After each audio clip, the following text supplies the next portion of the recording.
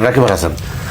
দেখুন, আমি একটু অ্যাড্রেস করি। 19 দিনের বাচ্চা মানে হামের টিকা দেওয়ার দরকার নেই। তার ঘটনা হচ্ছে কি, হাম হচ্ছে একটা হাইলি কন্টাজিয়াস কমিউনিকেবল ডিজিজ। এখন এটার জন্য আপনার হার্ড ইমিউনিটি তৈরি করতে 95% রাখতে হয়। হাসিনার আমলে 90 থেকে 95% ছিল। সরকার মাঝখানে যে গ্যাভি থেকে টিকা বন্ধ রাখছিল, তখন এটা 60% নেমে আসছে। এখন যখন হাইলি কন্টামিনেটেড হয়ে যায়, তখন আপনারাও কেরিয়ার হতে পারি, অ্যাডাল্টও কেরিয়ার হতে পারে, তখন এই বাচ্চারা ইনফেক্টেড হয়েছে। কারণ এটাই মানে কমিউনিকেবল ডিজিজের ফর্মুলা আর কি। তো সেই জায়গা থেকে আমি মনে করি তদন্তে সঠিকটা বেরিয়ে আসবে। এটা পুরা দায়টা ইন্টারিম টার্মে, এখানে হাসিনা গভর্নমেন্টের কোনো দায় নাই, গভর্নমেন্টের কোনো দায় নাই।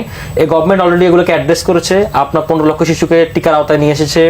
মাত্র 34 দিনের ব্যবধানে সরকার 98% শিশুকে টিকার আওতায় নিয়েছে। এখনো পর্যন্ত 30-32 হাজার শিশু আক্রান্ত। খুবই দুঃখজনক বাবা, আমরা চাইবা না আছে আরো অনেক শিশু মারা যাবে। কারণ হচ্ছে কি, যখন আপনার সিরিয়াস কন্ডিশন তৈরি হয় তখন এটা তো সাপোর্টিভ ট্রিটমেন্ট। এবং শুধু তাই না, গত সরকার ভিটামিন এ ক্যাপসুলও বন্ধ রাখছিল, টিবির টিকা বন্ধ রাখছিল, প্যাট মানে প্রোস্টেট ক্যান্সারের যে প্যাট সিটি স্ক্যানের যে রিয়েজেন্ট সেটা বন্ধ রাখছে।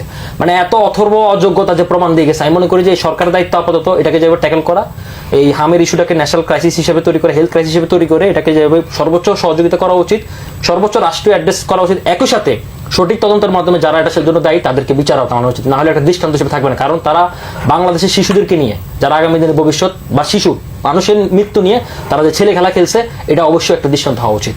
অন্তর্বর্তীকালীন সরকারের কথা অবশ্যই অন্তর্বর্তীকালীন সরকার সবাইকে বিচার আওতানো উচিত। ইভেন আমি পুরো ডেটা নিয়ে আসছি আজকে, যাই আপনার টাইম নিয়ে থাকলে আমি আর বলতে পারতাম সরকার কি কি করছে। মানে খুবই দুঃখজনক। আমি একটু শেষ করি, 1 মিনিট আমাকে সময় দেন। 2024-এর বাজেটে সর্বশেষ যখন হাসিনা পড়ে যায়, তার 1 মাস আগে সে বাজেট দিল। 24-এর জুলাইতে আন্দোলন শুরু হলো। সেই বাজেটে স্বাস্থ্য খাতে সে 41,407 কোটি টাকা বরাদ্দ করে, পূর্ববর্তী বাজেট থেকে 9% বৃদ্ধি করে। 4টা কারণে। কারণ হচ্ছে কি, বেশি স্বাস্থ্যকর্মী নিয়োগ, সাপ্লাই চেইন ঠিক রাখা।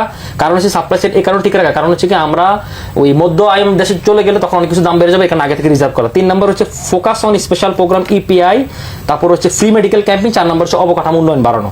এর মাঝখানে সে করলো কি, ইউনিসেফের সাথে ওপেন টেন্ডারে চলে গেল। যিনি আমাদের এখানকার, যেটা আমি বাংলাদেশে কোনো মিডিয়া রেফারেন্স দিচ্ছি না, সায়েন্স অর্গানাইজেশন যে ম্যাগাজিন, তারা নিজেরাই বলছে যে বাংলাদেশের যে ইউএন এর হাই রিপ্রেজেন্টেটিভ, তিনি রানা ফ্লাওয়ার্স, তিনি বলেছেন for God sake please don't do this, মানে আল্লাহর ওয়াস্তে এটা করিস না। তারপরও তারা ওপেন টেন্ডারে চলে গেছে, কারণ তাদেরকে বলছিল ওপেন টেন্ডারে গেলে আপনার 12 মাস থেকে সর্বোচ্চ লেন্দি হতে পারে। মাঝখানে টিকা গ্যাপ ছিল, সরকার টিকা কিনছে, কিন্তু মাঝখানে যে গ্যাপ ছিল, গ্যাপের কারণে ইমিউনাইজেশনের যে হার্ড ইমিউনিটি 60% নেমে আসে, তখন ক্যারিয়ারটা বেড়ে গেছে। বেড়ে যাওয়ার কারণে আমাদের রোহিঙ্গা ক্যাম্প প্রথম ওখানে শনাক্ত হয়। সেখানে শুরু হওয়ার পর আজকে পর্যন্ত 58টা জেলা এটা পরে বিস্তার করেছে। এখন এই কারণে ওই তুষার ভাই হামের নিউ ব্র্যান্ডের কথা বলছে, হামের নিউ ব্র্যান্ড বাংলাদেশে এখন পাওয়া যায় না, সেটা জাপানে পাওয়া গেছে, হতে পারে। কিন্তু ব্যাপারটা হচ্ছে কি, জাস্ট হার্ড ইমিউনিটি ব্রেকডাউন করার কারণে সরকার এই অবস্থা হয়েছে। এবং এটার জন্য আমি মনে করি যে এই সরকার চুপ কারোর জন্য না থাকে, এবং সরকার অন্তত একটা শোক প্রকাশ, নিন্দা প্রকাশ, যা কিছু করুন না কেন, তদন্ত কমিটির মাধ্যমে এদেরকে বিচার আওতায় আনা উচিত।